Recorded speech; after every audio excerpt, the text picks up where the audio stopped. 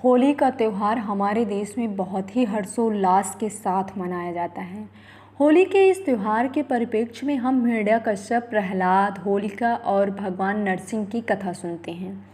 क्या कभी मन में ये विचार आया कि जब इस कथा में भक्ति के चरम, प्रहलाद की अप्रतिम भक्ति जो हर प्रकार से अग्नि में तप कर तीनों लोकों में प्रतिष्ठित हुई है, तो इस त्यौहार का नामकरण प्रहलाद के नाम से क्यों नहीं पड़ा, अथवा भगवान नरसिंह की आराधना का त्यौहार ये क्यों नहीं बना, जिन्होंने दैत्य हिरण्यकश्यप का वध कर भक्ति, विश्वास, समर्पण के सुखद परिणाम को इस जगत में स्थापित किया। हिरण्यकश्यप तो इस कथा का एक ऐसा पात्र है जिसके माध्यम से ही तो भगवान विष्णु की भक्ति का वैकुंठ धाम के बाद कदाचित पहली बार ऐसा सुदृढ़ प्रचार और प्रसार पहली बार हुआ था। ऐसे में हिरण्यकश्यप के वध का इस त्यौहार का केंद्र हम बना सकते थे। हिरण्यकश्यप की यह कथा श्रीमद् भागवत कथा के 7वें अध्याय में वर्णित है। विष्णुलोक के प्रहरी जय और विजय ने एक बार सनकादि ऋषियों को भगवान विष्णु के दर्शन करने से रोक दिया। 4 सनकादि ऋषि सनक, सनंदन, सनातन और सनत कुमार ने श्राप दे दिया। श्राप के परिणाम स्वरूप जय और विजय को अगला जन्म महर्षि कश्यप की पत्नी अदिति और दिति के नाम से लेना पड़ा। अदिति सदाचार थी, जिनके गर्भ से जन्मे बालक आदित्य हुए, और सदाचार से विमुख दिति के गर्भ से दैत्य के रूप में जुड़वा हिरण्यकश्यप और हिरण्याक्ष ने जन्म लिया, और बाद में उन्हें एक पुत्री हुई जिनका नाम होलिका था। हिरण्यकश्यप, जिन्हें लोग हिरण्यकशिपु भी कहते हैं, हृदय का अर्थ होता है सोना और कशिपु का अर्थ होता है बिछौना, तकिया।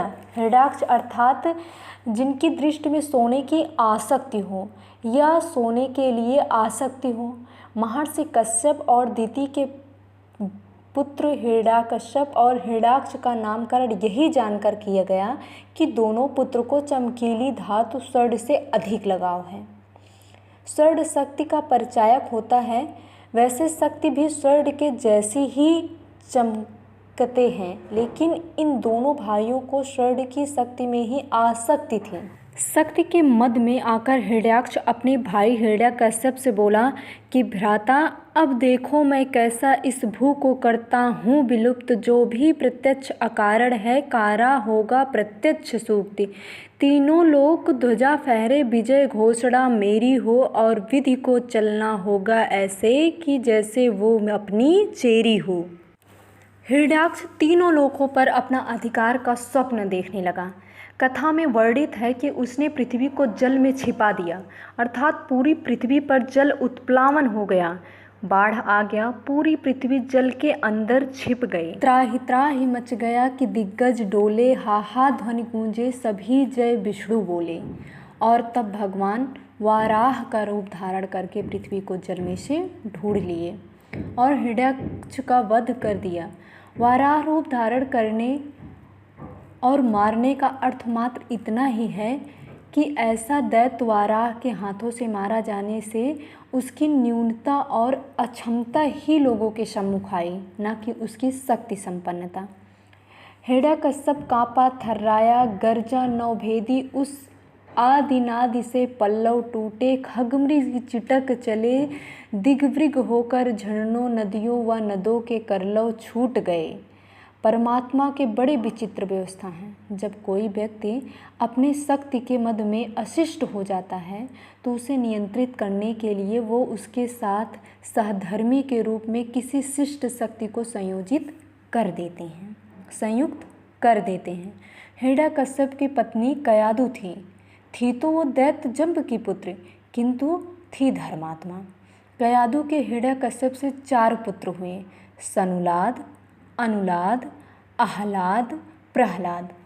हिरण्यकश्यप ने ब्रह्मा जी की तपस्या की और ऐसा वरदान प्राप्त किया कि उसकी मृत्यु किसी भी प्रकार से न हो। ये बात हम सभी जानते हैं कि उसने वरदान में ब्रह्मा जी से वचन ले लिया था कि ना वो पृथ्वी पर मारा जाए, ना आकाश में, न जल में, न थल में, न अस्त्र से, न शस्त्र से, न दिन में, न रात में, न मनुष्य से, न पशु से, न देव से, न दानव से, वो किसी से भी मारा न जाए। ब्रह्मा जी ने कहा, तथास्तु। पूर्व जन्म के पाप भाई हिरण्याक्ष के वध का दोषी मानते हुए और अपने वरदान के कारण उपजे अहंकार से हिरण्यकश्यप प्रबल रूप से हरि का द्रोही हो गया। वो भूल कर भी अपनी जिह्वा से हरि नाम का उच्चारण नहीं करता था। मेरे भाई को मारने वाले का कोई भी प्राणी नाम नहीं लेगा, ना ही उनके नाम से कोई पूजा अर्चना यज्ञ हवन किए जाएगा, क्योंकि हिरण्यकश्यप का सोचना था कि जब नाम नहीं लेगा कोई तो कैसे भय उर्जित होगा, जब कैसे दंभ भरेगा क्षण कैसे हर पल गर्वित होगा। मिट जाएगा मिट्टी में कण धूल भी ना जय बोलेगी, तड़पेगा भाई का हत्यारा प्रण देख मुझे तब तोलेगी। हिरण्यकश्यप और भी शक्ति अर्जित करने के लिए तपस्या के लिए मद्रांचल पर्वत चला गया। उसकी सदिच्छा न जानकर ब्रह्मा जी ने तो तोता बनकर उसकी तपस्या भंग की। वो जब भी ध्यान लगाता तभी तोता बने हुए ब्रह्मा जी नारायण नारायण का उच्चारण कर देते। इससे हिरण्यकश्यप चढ़ गया और तपस्या छोड़कर अपनी राजधानी हरदोई लौट आया। हरदोई अर्थात हरिद्रोही। पत्नी कयादु ने तपस्या बीच में छोड़कर आने की वजह पूछा तो उसने पूरी घटना उन्हें सुनाई। इसी दौरान उसके मुंह से निकला कि वो तोता नारायण नारायण बोलकर मेरी तपस्या भंग कर रहा था। हरिद्रोही के मुख से हरि का नाम सुनकर पत्नी कयादु ने उससे बार बार पूछा कि वो तोता क्या कह रहा था। इस तरह पत्नी कयादु ने हिरण्यकश्यप के मुख से 108 बार नारायण के नाम को उच्चारण करवा लिया। हिरण्यकश्यप तीनों लोकों की विजय की इच्छा लिए फिर से तपस्या के लिए चला गया। इसी समय दैत्यों की नगरी पर देवताओं ने इंद्र के नेतृत्व में आक्रमण कर दिया। देवताओं ने कयादु को बंदी बना लिया। ये खबर जब नारद मुनि को मिली, नारद मुनि ने कहा, कयादु को यह कहकर छुड़वा दिया कि गर्भवती स्त्री पर किसी भी प्रकार का अत्याचार नहीं किया जाता। मुनि ने कयादु को अपने आश्रम में रख लिया और उन्हें हरि भजन हरि कथाएँ सुनाने लगे। हरि भजन हरि कथा नारायण नारायण सुनते सुनते ही प्रहलाद का जन्म हो गया। इधर हिरण्यकश्यप ने भगवान ब्रह्मा से सर्वशक्तिमान होने का वरदान भी प्राप्त कर लिया और जब वो लौटा अपनी नगरी में देवताओं का अधिकार देखकर उसे बहुत ही क्रोध आया और उसने युद्ध छेड़ दिया। अपनी नगरी को उसने पुनः प्राप्त कर लिया। इंद्र को अप्रत्यांत कर तीनों लोकों पर उसने अधिकार कर लिया। ब्रह्मा जी के वरदान से अतिशय शक्तिशाली हुआ हिरण्यकश्यप तीनों लोकों में भगवान विष्णु की पूजा करने वाले को मृत्यु दंड देने लगा। नारद मुनि के आश्रम से कयादु और प्रहलाद वापस राजधानी अपने हरदोई लौटे।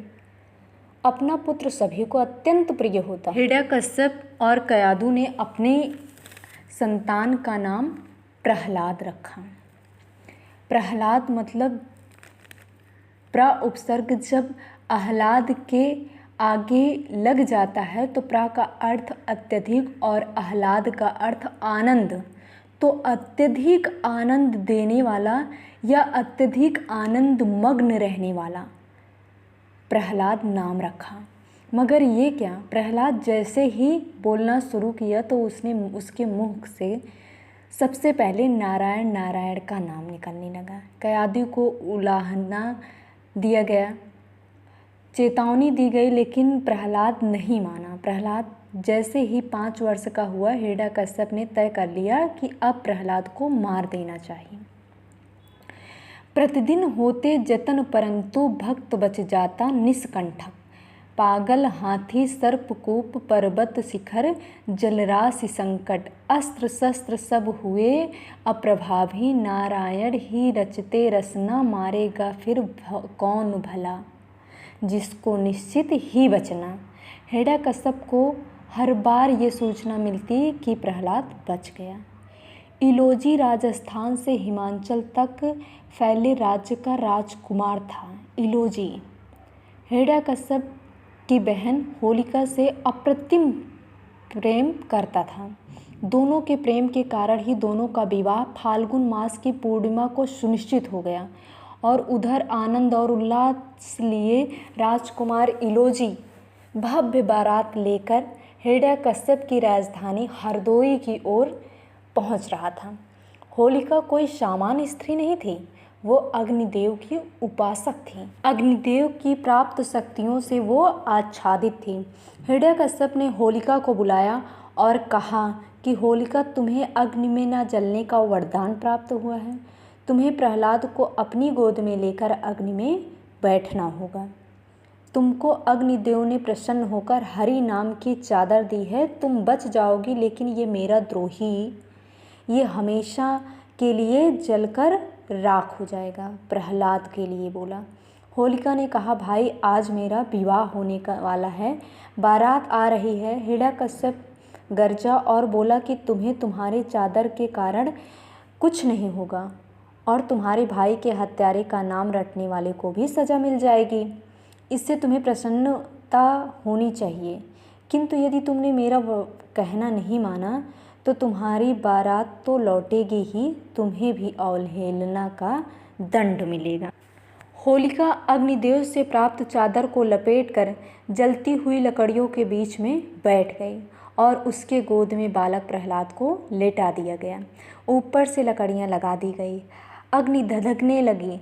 लकड़ियों के चटकने की ध्वनि के साथ नारायण ध्वनि का सुर जैसे जैसे तीव्र पकड़ने लगा, वैसे वैसे होलिका की पहले कराह और फिर चीत्कारों की ध्वनि से हिरण्यकश्यप की प्रबल आशा को कुठारा का हाथ लगा। इधर जब इलोजी की बारात राजधानी पहुंची तो उसे सूचना पहुंची तो वह होलिका की ओर दौड़ पड़ा। तब तक सब कुछ राख होने के कगार पर था। इलोजी की विषक्त सा आग में कूद गया। अग्नि इतनी विशेष नहीं थी कि इससे उसकी बड़ी क्षति होती, परंतु प्रेम और वियोग के अनापेक्षित संयोग पर इलोजी पूर्णतः विक्षुब्ध हो गया।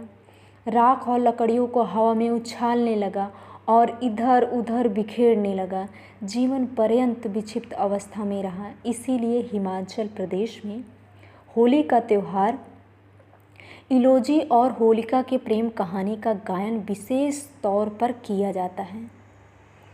राजस्थान के पश्चिम और उत्तर भाग में इलोजी को लोग देवता, ग्राम और प्रेम के देवता के रूप में आज भी पूजते हैं।